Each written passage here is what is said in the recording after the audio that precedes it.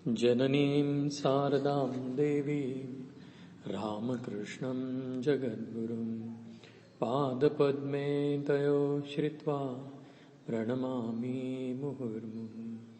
नमः श्रीयतिराजाय विवेकानन्दसूरये सच्चित्सुखस्वरूपाय स्वामिने तापहारिणे।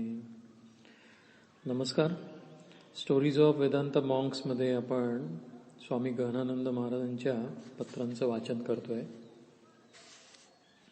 पत्र क्रमांक 338 गहनानंद चिंतन या पुस्तकातलं 30 डिसेंबर 2004 ला लिहिलेलं पत्र आहे महाराजांनी.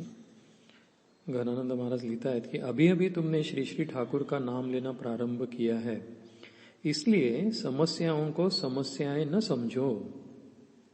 इसलिए समस्याओं को समस्याएं न समझो, वे तो तुम्हारी प्रतीतियां हैं. श्री श्री ठाकुर ने अपना नाम जपने के लिए तुम्हें योग्य समझा है, यही सबसे बड़ी बात है. श्री श्री ठाकुर ने अपना नाम जपने के लिए तुम्हें योग्य समझा है, यही सबसे बड़ी बात है. अपनी साधना इत्यादि के संबंध में गुरु के अतिरिक्त किसी से भी चर्चा न करो. मुझे चिट्ठियां लिखती रहो. तुम्हारे कल्याण के लिए मैं श्री श्री ठाकुर तथा श्री श्री माँ से प्रार्थनाएं करता रहता हूँ. किती सुंदर पत्र आहे. पत्र क्रमांक 339 यामध्ये महाराज लिहित आहेत, श्री श्री ठाकुर को ही तुम भिन्न भिन्न रूपों में देखते हो और उन सभी रूपों को तुम तुम्हारी ही अरूप आत्मा के रूप समझो. ध्यान जप आदि करते रहते हुए क्रमशः समझने लगोगे. निश्चिंत रहो. राह पर निकल पड़े हो तो लक्ष्य पर पहुंच ही जाओगे. राह पर निकल पड़े हो तो लक्ष्य पर पहुंच ही जाओगे. मैं तुम सभी के लिए श्री श्री ठाकुर से निरंतर प्रार्थनाएं करता रहता हूँ. पत्र क्रमांक 340 त्याच्यामध्ये पहा काय लिहितात महाराज कि निराकार ब्रह्म के ही साकार रूप श्री श्री ठाकुर है, सच है. जैसे सिनेमा हॉल में जिस पर्दे पर फिल्म प्रसारित की जाती है वह पर्दा ही सच है, फिल्में बदलती रहती है. वैसे ही अपने आप को जो कुछ सोच समझ रहा है वह बदलता रहता है. जो कुछ देखता है सुनता है इत्यादि सभी परिवर्तनशील है. अपने जन्म जन्मांतरों में तुमने असंख्य शरीरों में जन्म लेकर जीवन के भिन्न भिन्न रूपों का अनुभव किया है. जैसे कोई डरावना सपना देखकर नींद खुल जाने पर भी वह व्यक्ति कांपता रहता है, वैसे ही पूर्व जन्मों के संस्कार हमारे इस जीवन की बुद्धि को प्रभावित करते रहते हैं. श्री श्री ठाकुर के श्री श्री माँ के जीवन चरित्र के बारे में जितना अधिक हम चिंतन ध्यान करने में समर्थ होते हैं उतना ही हमारा मन शुद्ध और पवित्र होता रहता है. किती छान सांगितलंय महाराजांनी की श्री श्री ठाकुर के श्री श्री माँ के जीवन चरित्र के बारे में जितना अधिक हम चिंतन ध्यान करने में समर्थ होते हैं उतना ही हमारा मन शुद्ध और पवित्र होता रहता है. श्री श्री माँ श्री श्री ठाकुर हमारे आदर्श हैं और आदर्श दर्पण को भी कहते हैं. आदर्श दर्पण को भी कहते हैं जिसे देखकर हम अपने चेहरे को देखते हैं और साफ करते रहते हैं, या यूं कहे कि चेहरा साफ होता रहता है. चूंकि इन मैलों को गंदगियों को बड़े चाव से दिनों महीनों सालों जन्मों से एकत्रित करते रहे हैं ना, इसलिए इन्हें दूर करने में देर लगती है. शायद इनसे हमारा लगाव भी हो गया है. अतः तुम अपने मन के इन चिंतनों को और घटनाओं को भी देखते रहो. मुझे चिट्ठियां भी लिखते रहो. मैं श्री श्री ठाकुर तथा श्री श्री माँ से तुम्हारे लिए प्रार्थनाएं करता रहता हूँ. पत्र क्रमांक 341 महाराज लिखता है कि तुमने ठीक ही लिखा कि ठीक जप करे तो वही सबसे बड़ी सेवा है.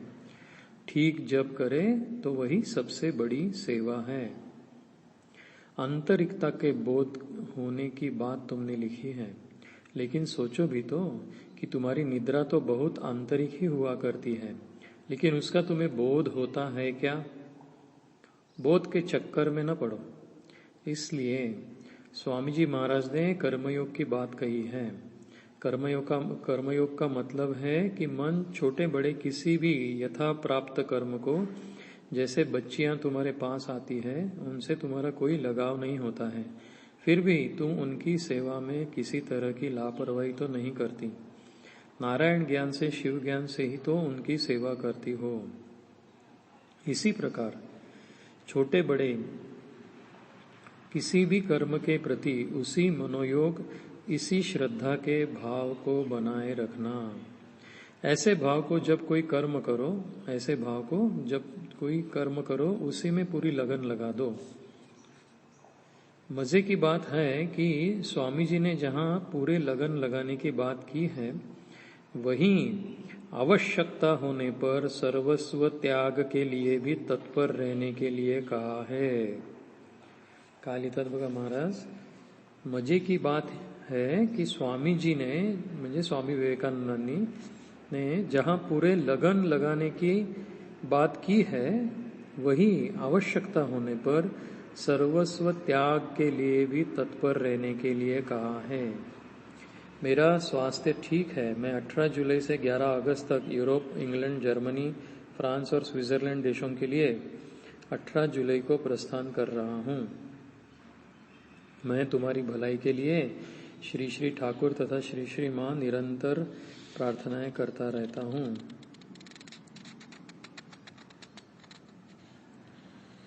सोळा जुलै 2004 ला लिहिलंय बघा हे पत्र महाराजांनी। पुढे पत्र क्रमांक 342, 23 जून 2004 ला लिखता है पहा महाराज की,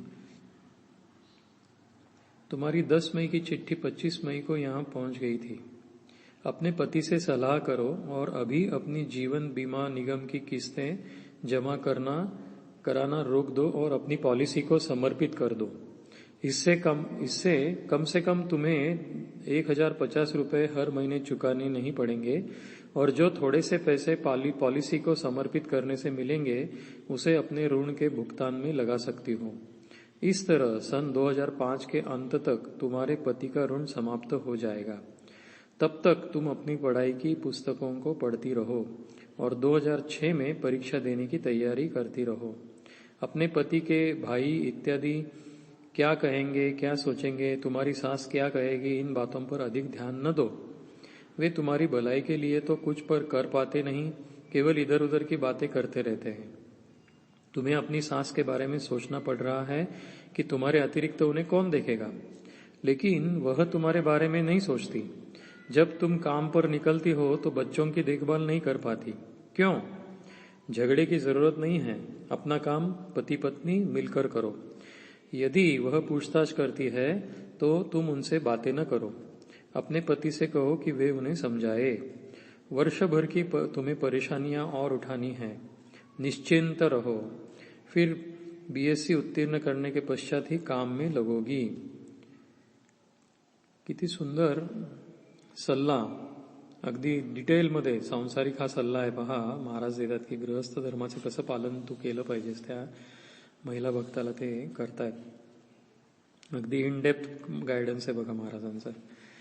पुढे शेवटी मग महाराज लिहितात की मैं तुम्हारे लिए श्री श्री ठाकुर तथा श्री श्री माँ से निरंतर प्रार्थनाएं करता रहता हूँ।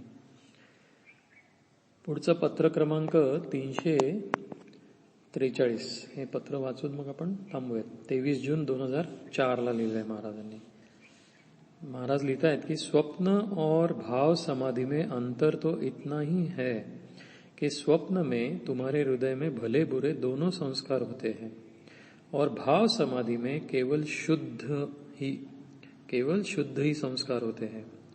जैसे गंदे पानी को छोड़ देने पर उसका मैल नीचे बैठ जाता है और ऊपर का पानी शुद्ध दिखाई पड़ता है, मन की ऐसी अवस्था में भाव समाधि लगती है, लेकिन वे खतरे से खाली नहीं होती।